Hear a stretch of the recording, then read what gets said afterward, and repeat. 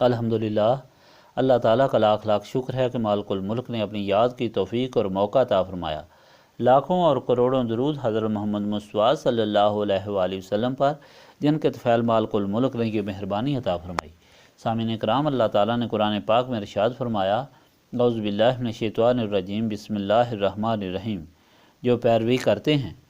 اس رسول کی جو نبی امی ہے، جس کو وہ پاتے ہیں لکھا ہوا اپنے پاس تورات اور انجیل میں،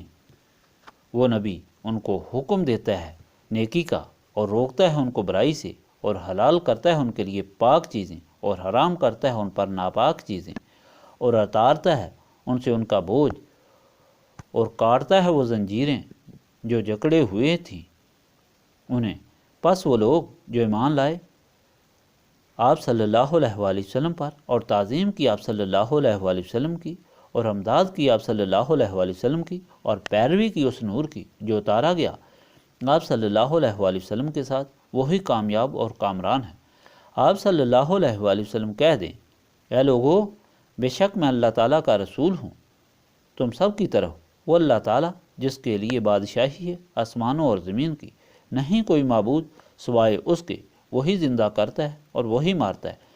پس ایمان لاؤ اللہ تعالیٰ پر اور اس کے رسول پر جو نبی امی صلی اللہ علیہ وآلہ وسلم ہے، اور جو خود ایمان لایا ہے اللہ پر اور اس کے کلام پر، اور تم پیروی کرو اس کی تاکہ تم ہدایت پاؤ۔ پچھلی مرتبہ کا فرمان الہی آپ نے سنا کہ کس طرح بنی اسرائیل بار بار توبہ توڑتے رہے،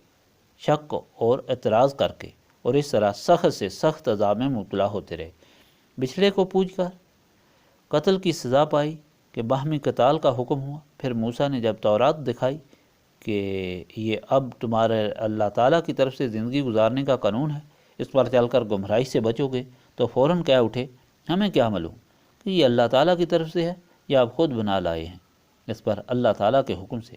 موسیٰ 70 سرداروں کو لے کر کوہ طور پر گئے اللہ تعالیٰ کی آواز سننے کے لیے، اور جب آواز سنی تو فوراً کہہ اٹھے کہ ہم کو کیا معلوم ہے کہ یہ اللہ تعالیٰ کی آواز ہے، اور ہم تو تب یقین کریں گے جب کہ اللہ تعالیٰ کو سامنے دیکھیں گے۔ پھر زلزلہ اور بجلی کی سزا میں ہلاک ہوئے، مگر موسیٰ کی دعا پر دوبارہ زندہ ہوئے۔ اللہ تعالیٰ سے معافی مانگی، اللہ تعالیٰ نے معاف کر دیا اور فرمایا، میں جس کو چاہوں عذاب دوں، جسے چاہوں معاف کر دوں، لیکن میری رحمت ہر چیز کو گھیرے ہوئے ہے۔ اس پر شیطان نے کہا کہ پھر میں بھی رحمت میں ہوں۔ حکم ہوا کہ یہ رحمت ان لوگوں کے لیے جو تقوی اختیار کریں، اللہ تعالیٰ کے حکم پر چلیں اور اللہ تعالیٰ کی نشانیوں پر ایمان لائیں، یعنی انبیاء، کتب سماوی اور معجزات پر۔ اس پر یہود مدینہ پکار اٹھے، پھر تو ہم بھی آپ کے اللہ تعالیٰ کے کہنے کے مطابق ہدایت اور رحمت میں ہیں، کیونکہ ہم انبیاء، کتب سماوی اور معجزات پر یقین رکھتے ہیں۔ فرمایا، وہ لوگ رحمت اور ہدایت پانے والے ہیں جو نبی آخر الزمان نبی پاک صلی اللہ علیہ وآلہ وسلم پر ایمان لاتے ہیں۔ پھر آپ صلی اللہ علیہ وآلہ وسلم کی تعریف فرمائی گئی۔ یہ رسول ہیں جن کے متعلق ان کی کتب سماوی میں تحریر موجود ہیں۔ موسیٰ نے جب تورات کی تختیاں لائیں تو ان پر آپ صلی اللہ علیہ وآلہ وسلم کی امت کی تعریف لکھی تھی، جس کی وجہ سے موسیٰ نے اللہ تعالیٰ سے درخواست کی کہ یہ میری امت بنا دے، تو حکم ہوا کہ یہ آخری رسول صلی اللہ علیہ وآلہ وسلم کی امت ہوگی، غنیمت ان پر حلال ہوگی، ان کا حافظہ اتنا تیز ہوگا کہ وہ ساری کتاب الہی کو حفظ کر سکیں گے۔ یہ امت سب سے آخر ہوگی اور سب سے پہلے جنت میں داخل ہوگی۔ ان کا گناہ سرزد ہونے پر لکھا جائے گا، اور ایک گناہ کی سزا بھی ایک، لیکن ان کی نیکی کی نیت پر ان کو ایک نیکی کا ثواب اور عمل کرنے پر 10 نیکیوں کا ثواب ملے گا۔ تو موسیٰ نے عرض کی، یا اللہ تعالیٰ، یہ میری امت بنا۔ فرمایا، یہ آخری رسول حضرت محمد مصطفیٰ صلی اللہ علیہ وآلہ وسلم کی امت ہوگی۔ پھر آخر میں موسیٰ نے عرض کی، اے اللہ تعالیٰ، مجھے بھی ان کا امتی بنا دے، اور اپنی قوم کو وصیت کی کہ جب آخری رسول صلی اللہ علیہ وآلہ وسلم ظاہر ہوگا تو فوراً اس کی غلامی میں داخل ہونا۔ اس لیے بنی اسرائیل کئی 100 سال پہلے آ کر مدینہ پاک میں آباد ہو گئے تھے، اور پشتوں سے حضور پاک صلی اللہ علیہ وآلہ وسلم کی آمد کے منتظر تھے۔ ان کے راہب لوگوں میں آپ صلی اللہ علیہ وآلہ وسلم کی آمد کی اطلاع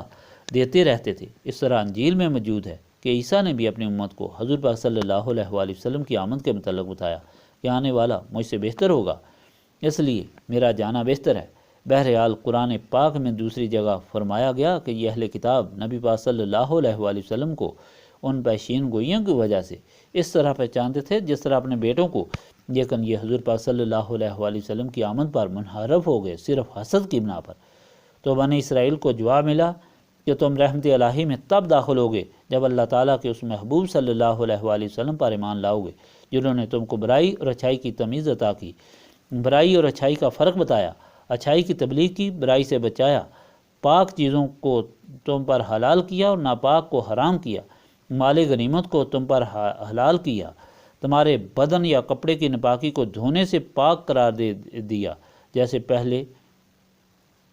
کاٹنا اور جلانا پڑتا تھا، تم پر جانوروں کی چربی کو حلال کیا،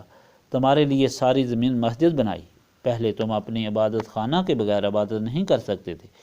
پھر جو گناہ کرتا صبح اس کے دروازے پر لکھا ہوتا۔ آپ صلی اللہ علیہ وآلہ وسلم کی آمد سے پردہ داری ہوئی، قتل کے قصاص میں دیت منظور کی گئی۔ غرض آپ صلی اللہ علیہ وآلہ وسلم نے اندھیرے سے نکال کر روشنی سے ہمکنار کیا۔ پس ایسے رسول صلی اللہ علیہ وآلہ وسلم پر جو ایمان لائے گا،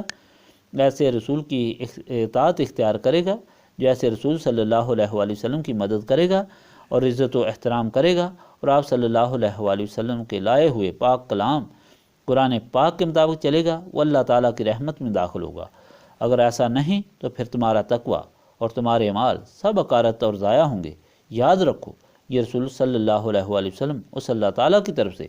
تمہارے پاس تمہاری بہتری کے لیے آئے ہیں، جو زمین و آسمان کا مالک ہے، جو زندہ کرتا ہے اور مارتا ہے، جو تمہارا خالق، تمہارا رازق ہے، جس کی بادشاہت ہر جگہ ہے اور ہر چیز پر ہے، جس کی اجازت کے بغیر ایک پتا نہیں ہل سکتا۔ وہ اس اللہ تعالیٰ کی پاک کلام کو لانے والا، سنانے والا ہے۔ پس اس رسول صلی اللہ علیہ وآلہ وسلم کی اطاعت اختیار کرو، تب ہدایت پاؤ گے، ورنہ تمہارے اعمال خواہ کیسے ہی ہوں اکارت ہو جائیں گے۔ پھر حکم ہوا کہ یہ رسول صلی اللہ علیہ وآلہ وسلم دوسرے رسولوں کی طرح نہیں کہ وہ اپنے علاقے اور اپنی قوم کے لیے آتے تھے، مگر یہ اللہ تعالیٰ کی طرف سے ساری مخلوق کے لیے ہدایت لائے۔ یعنی فرق بہت بڑا ہے کہ یہ سید المرسلین، خاتم النبیین صلی اللہ علیہ وآلہ وسلم یعنی تمام نبیوں اور رسولوں کے سردار ہیں اور ساری مخلوق کے لیے قیامت تک نبی ہیں۔ اس نسبت کو حاصل کرنے کے لیے یہ محفل ہے۔ اللہم صلی علی سیدنا محمد وعلی آلہ وصحابہ صلاۃ تکون لنا مان من کل خوف، لا الہ الا انت سبحانک انی کنت من الظالمین، استغفر اللہ العظیم الذی لا الہ الا هو الحی القیوم واتوب الیہ، استغفر اللہ العظیم الذی لا الہ الا هو الحی القیوم واتوب الیہ، استغفر اللہ العظیم الذی لا الہ الا هو الحی القیوم واتوب الیہ، ربنا تقبل منا انک انت السمیع العلیم وتب علینا انک انت التواب الرحیم۔